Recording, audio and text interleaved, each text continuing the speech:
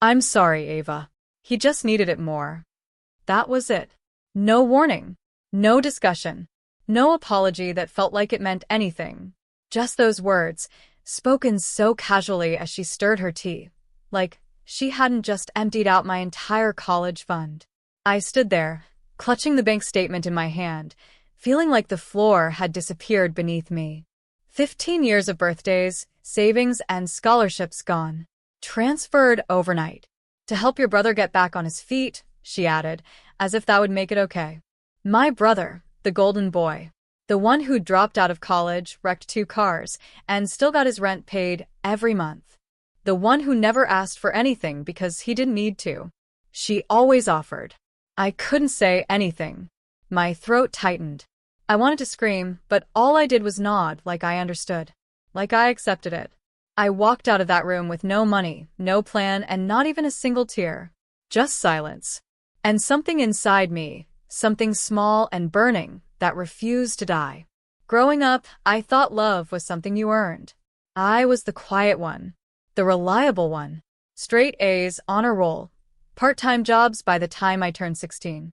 I helped with groceries, cooked dinner when mom was working late, and made sure the house was clean before she got home. I never asked for much. I figured if I just kept doing everything right, she'd notice. But she only ever had eyes for Ryan. Ryan was the loud one, the charming one. He could get away with anything, skipping school, staying out all night, lying about his grades, and she'd still defend him. He's just going through a phase, she'd say. Don't be so hard on him. I remember one birthday, I asked for a small art kit. Something I'd been saving up for on my own. She said it was too expensive. That same week, Ryan crashed his bike, and she bought him a brand new one the next day. Even upgraded it. At family dinners, when relatives would praise me for my achievements, she'd redirect the conversation. Ryan's thinking about starting music lessons, she'd say, smiling proudly. I'd just sit there, staring at my plate, wondering what else I had to do to be seen. There were so many moments like that.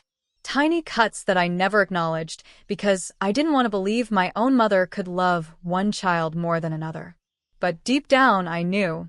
Even when I got accepted into a top university, she barely reacted. That's great, honey, she said, glancing at her phone. Ryan had just texted. He needed help with rent again. And I gave her the benefit of the doubt. Again and again. I told myself she was just stressed, that I was imagining things. But now, staring at that empty account, I realized it wasn't just in my head. I was never her priority. I was just her plan B. The next morning, I asked her again just to be sure. Mom, did you really use the college fund? She didn't even look up from her coffee. Ava, I told you. Ryan needed it. He's struggling. You'll figure something out. You always do. That was the part that broke me the most. Not just the money, but how easy it was for her to hand over my future and expect me to be okay with it. I was counting on that, Mom. I applied to schools, to scholarships based on that savings being there. She sighed. You're so dramatic. This isn't the end of the world. And then she said it. The sentence I'll never forget. Honestly, I don't even think you're cut out for college. You're too sensitive. Ryan needs structure. You're always off dreaming about things that don't pay bills. I didn't say anything back. Not a single word. Later that night, I overheard her on the phone, probably talking to my aunt. She'll get over it. She's just being emotional. Honestly, we might not answer the door if she shows up acting like this. Like I was some ungrateful stranger. Like I didn't just have everything ripped from me. I lay in bed that night, staring at the ceiling, feeling numb. But somewhere beneath the hurt, something shifted. Something sharp. A voice that whispered, you don't need them. I stopped trying. No more good morning texts. No reminders about appointments. No checking in to see if she needed groceries or help with the bills. I deleted the scheduled monthly bank transfers I'd been sending since I was 16, small amounts, but always something. I didn't post anything. I didn't make a scene. I just disappeared from her world. She didn't even notice at first. Maybe she thought I'd come crawling back, like always. Maybe she thought I had no choice. But for the first time I realized I did. I moved in with a college friend temporarily, no questions asked, just a mattress on the floor and a lot of quiet tears at night. I picked up 2 extra shifts at the cafe where I worked, started applying for emergency scholarships and internships. I didn't wait for anyone to save me. I blocked her number. Not out of anger, but out of necessity.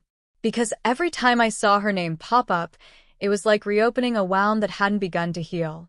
And yet, despite the chaos, I felt something I hadn't felt in years. Peace.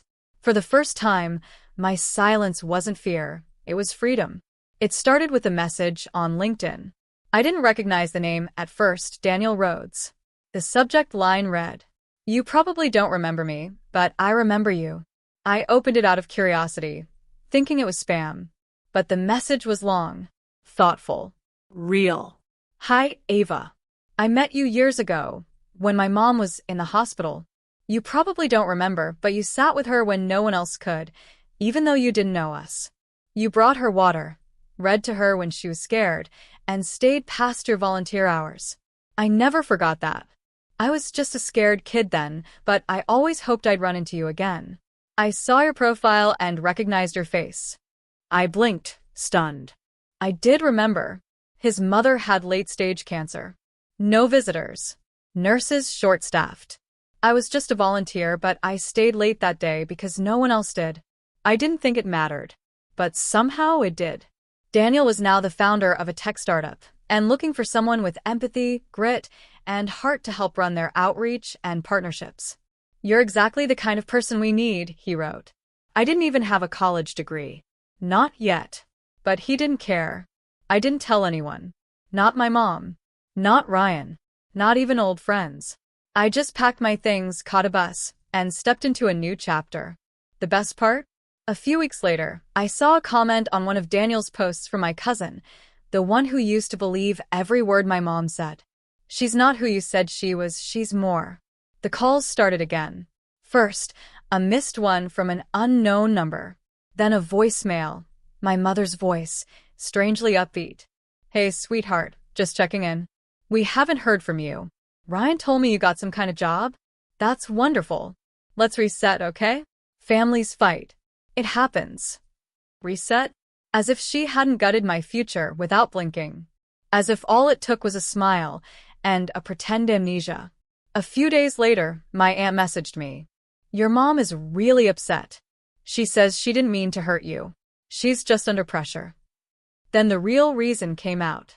"She's worried people will think she stole from you. Can you take down what your friend posted? It makes the family look bad." There it was.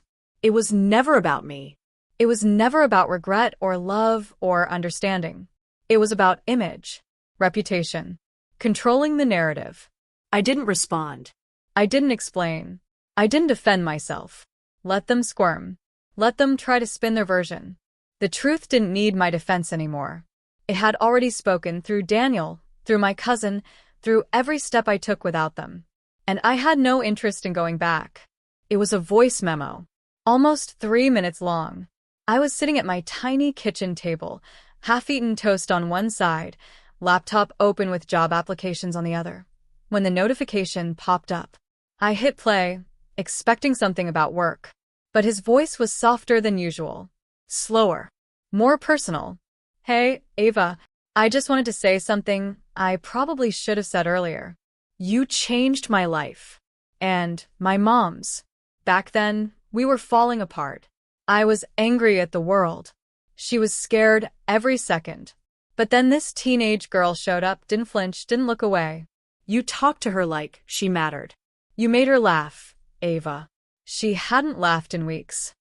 I could feel my chest tighten. She passed 2 months after that. But she talked about you constantly. "That girl with the kind eyes," she called you.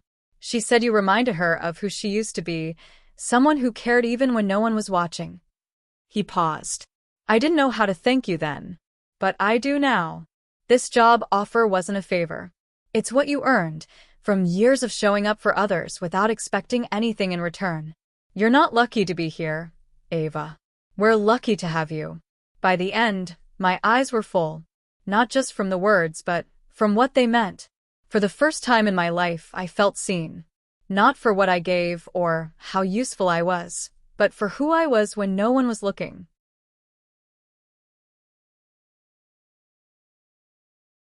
And that feeling, that was worth more than any fund, more than any apology that never came. The knock came on a Sunday.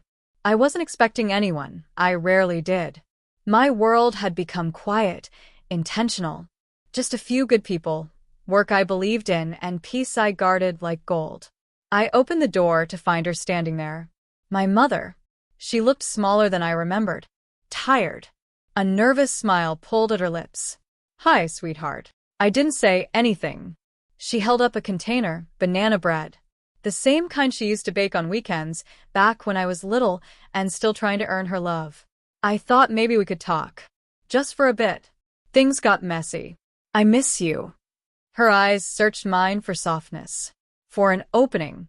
I gave her a small, quiet smile. Not angry, not cold, just final.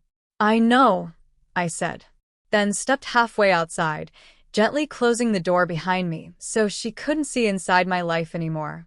"I appreciate you coming, but I'm not going backwards. I'm okay now, and I hope you will be, too." Her face faltered, confusion, then a flicker of guilt. "I just want us to be close again." I took a breath. Calm. Centered. I was never the one who left. And with that, I stepped back, softly said, "Goodbye," and closed the door. No yelling. No breakdown. Just truth. And a peace that didn't ask for permission. Sometimes the people who hurt you the most are the ones you spent your whole life trying to please. I used to think that if I was good enough, quiet enough, helpful enough, I'd finally be chosen. Finally be seen. But here's what no one tells you. Being overlooked doesn't mean you're unworthy. It just means they were never looking in the right direction. I didn't become who I am in spite of the betrayal. I became this version of myself because I walked away from it. And to anyone watching this, maybe sitting in the dark wondering why you were never enough for the people you loved. You were never the problem. You are not too sensitive. You are not too much. You are just too real for people who survive by pretending. Sometimes the most powerful thing you'll ever do is not show up where your presence was never valued. And when you finally walk into a room where you're seen for who you are, not what you give, it feels like coming home.